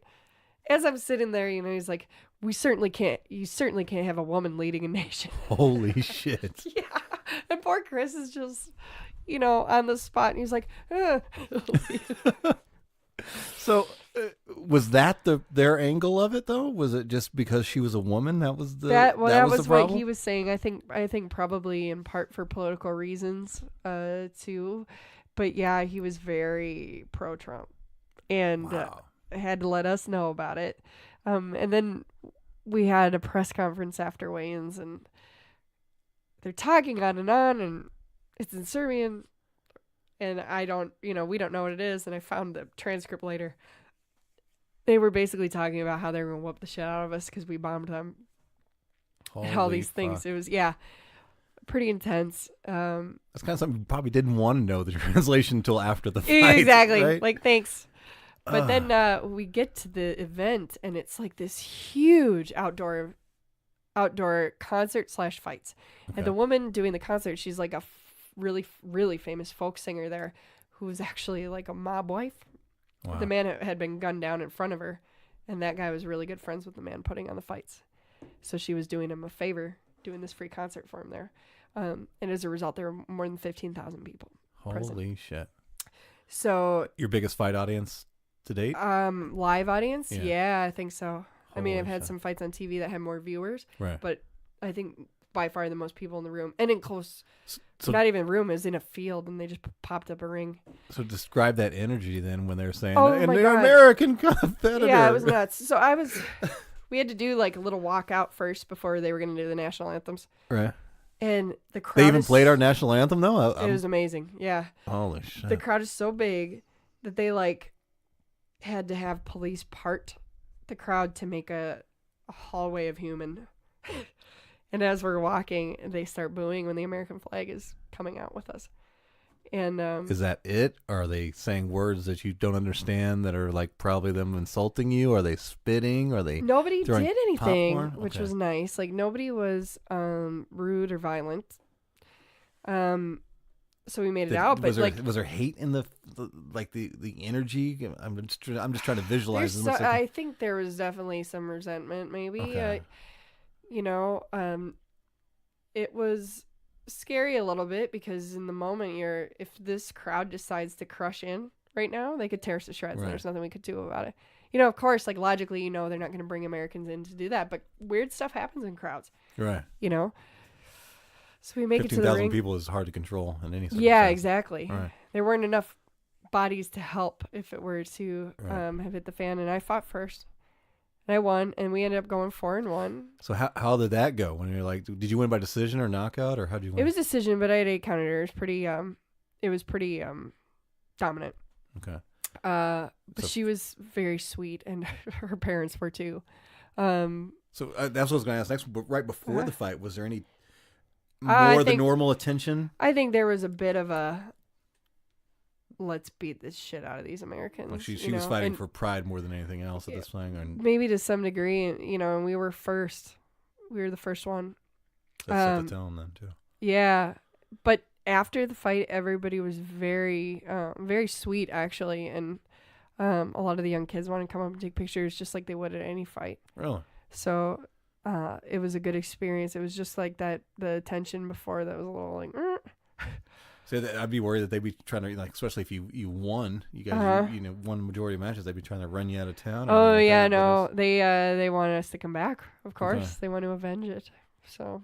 No shit. Holy cow. Because I think that was one of the first Wacko kickboxing events where American team had won it because Americans in general are really far behind in the kickboxing scene.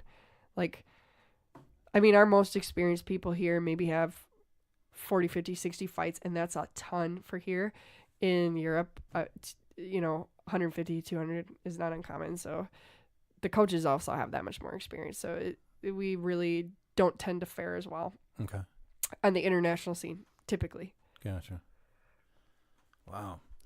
So, kind of wrapping up your adventures and all that. I mean, that's just traveling. This is why I want to travel so much. Is just to get out of the bubble that we're in here. Yeah. So, have you had a lot of views changed? Do you have a lot of different opinions? And maybe before you started traveling and doing all these things, has that changed at all? And if so, kind of what's your take of the world as it is now versus what it was before?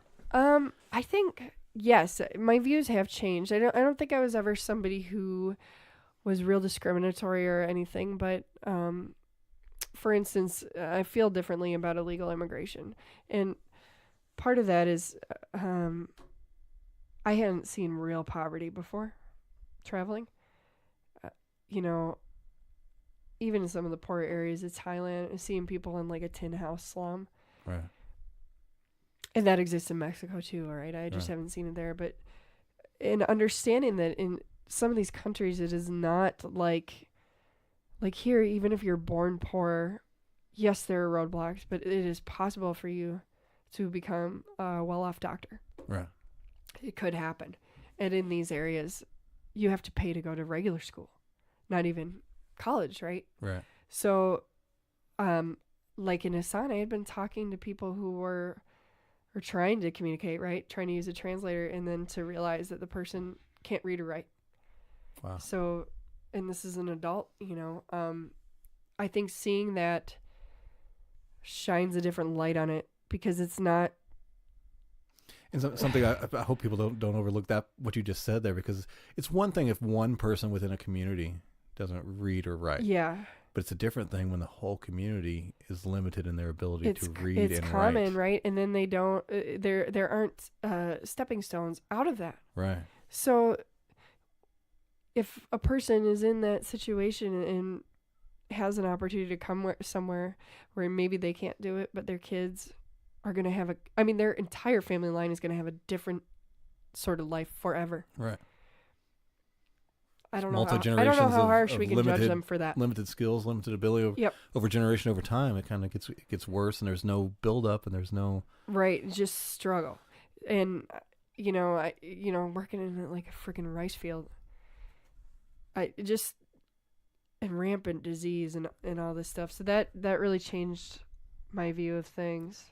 It makes it hard because I and as you obviously know, I have pretty strong feelings about things that happen here, but I never try to throw away that perspective. Like there's a lot of stuff to complain about here, but there's a lot of other worse things out there. But that doesn't excuse what happens here. So it's I'm with you. Yeah, 100%. And we still need to always work for things to be better. I think there are other things too, like and it's partly because of Buddhism. I think in Thailand, just to I didn't understand before, like, how different life could be if you decided to live somewhere else. Right. Like, there are people that live a completely different lifestyle than we do, like the saving face thing. Oh, yeah. Like, even down to their social interactions, and their social rules are different. And I don't think before traveling that I completely grasped that, or seeing how different it could be. And then seeing kind of, like, some of the weird idiosyncrasies we have as a culture. Like, I think frustration, not that other people don't get frustrated, but that seems to be a very American type emotion. Right. Or the degree of frustration we have exactly, with the like most minute. So mad over like stupid little shit. Right. And so coming back, kind of the reverse. I mean, cut you off, but continue if you need. But I also like to know, have you changed your lifestyle, the way that you carry yourself in this country now, based on that stuff too? I try to, right? But I fall back into the same patterns. I try to, especially after coming back from Thailand. I try to be more like, relax. You don't have to control every little thing. If anything, it gives you like a pause. Then at least that it will at least cross your mind over time. I was like, wait a minute. Settle down. Settle down. I think it's the Buddhism influence too, but like you can't get your dog euthanized there because it's bad karma to kill another thing. Yeah. So, even if your dog's suffering, you... Right. It takes a lot of doing to convince them. And then you have to find a vet who is willing to basically take that bad karma onto their soul to relieve this dog. So a lot of the time, like, what'll happen is the vet will give you the drugs to do it at home. Shit. I didn't even think about that, but that makes perfect sense now. So it's fascinating. But at the same time, street dogs don't hurry out of the road because they know nobody's going to hit them. They go slow. You know, like, right. It's such a different mindset, and it's really cool. That's crazy.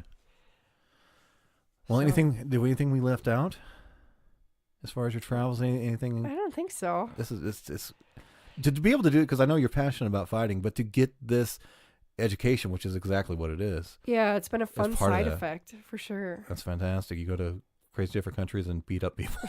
That's so. Lastly, before we end here, do we have a next fight planned, or are you still in the recovery mode right now? No, so I'll be fighting MMA next. I am recovering, but it's going to be June or July. So okay. I already working on laying that out. Okay. Luckily, you traveling to the Middle East stuff, or is this? Yeah, no. So I am going to the Middle East this weekend actually for another tour. It's going to be the Middle East and Northern Africa with Armed Forces Entertainment again. Okay, so this isn't fighting. This is just just another troop visit. Okay. And then when I get back, I'll start training for the next. Hopefully, my eye will be healed enough that I can start training for the next bout. Awesome. Well, thank you for taking Thanks time for to come having me in. on. Yeah, no problem. This is awesome because, like, if I can't travel, I like to kind of travel through your memories and things like that. And this was very good. So thank you very much. Thank you. There we go, ladies and germs. Another episode has been completed, finished, done of the Filter Free America podcast, right? Did you enjoy that one? I enjoyed recording that one, having the interview, having the conversation. That was a great episode, I think. I feel very strongly about this episode. I enjoyed it quite a bit. It's very, very nice to come in and to, number one, speak to anyone who's traveled the world. But I don't know. There's something I really appreciate about her. The humanity about Kaitlin. She's a unique individual, and I truly appreciate her because I think we need more people like her. I don't know. She's a good person, and I hope if you liked her and like what she's about, I hope you go learn more about her. I hope you go to zebraathletics.com. Check out her blog. I hope you go see her fight, or maybe go see a fight that she's helping put together and using her matchmaking skills. Support her because she's a good person, and she's just a good person. Happens to kick your ass, or can kick your ass. So if you do want to support her, do so nicely. Anything else? I don't know. Yeah. Again, thank you to my sponsor, Simple Website, simplewebsite.us, simplewebsite.us. One more time, simplewebsite.us. That's who you go to if you want some help building your Squarespace website. Go check them out. Also, as a regular reminder that I don't do enough, probably, please make sure you subscribe and rate and review this podcast. Please. One more time, subscribe, rate, and review this podcast. If you're listening to it right now and you've enjoyed this podcast, especially if you've enjoyed it, just stop what you're doing, take a moment, and go to wherever the source is that you're getting this podcast from, be it iTunes, Stitcher, where else am I at? It's on YouTube.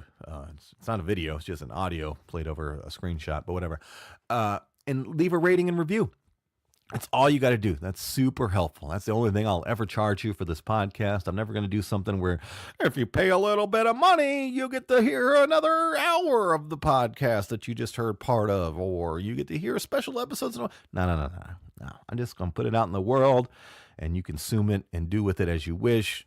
If you want to donate some money, hey, I'm easy to get a hold of, and I could definitely use your money. But I'm never going to charge you for anything like that. I might sell you some shit. Right? I might sell you a copy of my CD. Yeah, go buy my CD. Neck Tattoos and GEDs, or The Secret of My Success.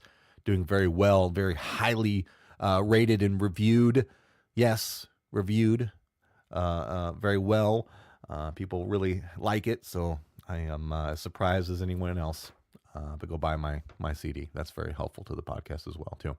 I love you guys. I love all of humanity as a whole. though I question individuals within that hole, right? Like there's a few of you that are, I don't really like you. But the fact that you are part of humanity, I love you. Is that clear enough? Sometimes that's confusing to people, right? Like I've made a post about that and said something about how I love humanity. Well, what about Hitler? No, guess what? I don't love Hitler. Don't love him. Don't like him. I wouldn't want to hang out with him. I would probably have him as a guest on the podcast, but I would ask some really tough questions, like, why are you such a fucking asshole, Hitler? Why are you? You're not better than anyone else, really. And the mustache, that shit's fucking gosh. But I think you get my point, right? Like humanity as a whole is not the individual. Does that make sense? Right? Humanity, a collective of humans, right? Beautiful. Love it. Individually, not so much. Anyway, take care of each other, right? Here's a good one. Here's a good one. And something I have had to tell myself many times in life. It's never too late to stop being a piece of shit.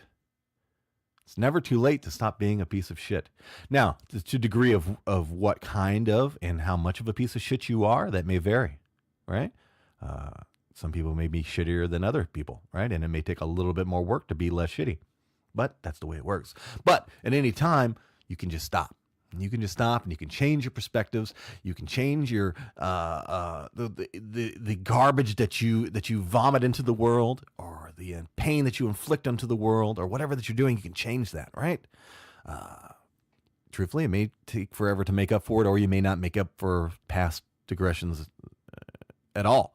But you can at least try, and the world becomes a better place by just making the effort to be a less shitty human being, right? Sometimes I'm rambling. Sometimes I'm really making a point. You decide. Whatever. All right, guys. Keep seeking the truth. Make sure you spay and neuter your pets and children. I did that in reverse. Usually it's the other way around. So now my brain's tripping on that. And I think I filled up enough of your time. And I'm going to go find another person to interview for another episode of this podcast. I love you guys. Take care of yourselves. Right? The universe provides. Remember that. The universe provides. All right? When you think things are bad, or getting worse, and you don't know what you're going to do, understand that the universe provides. Right? Sometimes you got to seek it out, but the universe will provide. I love you guys. Bye-bye.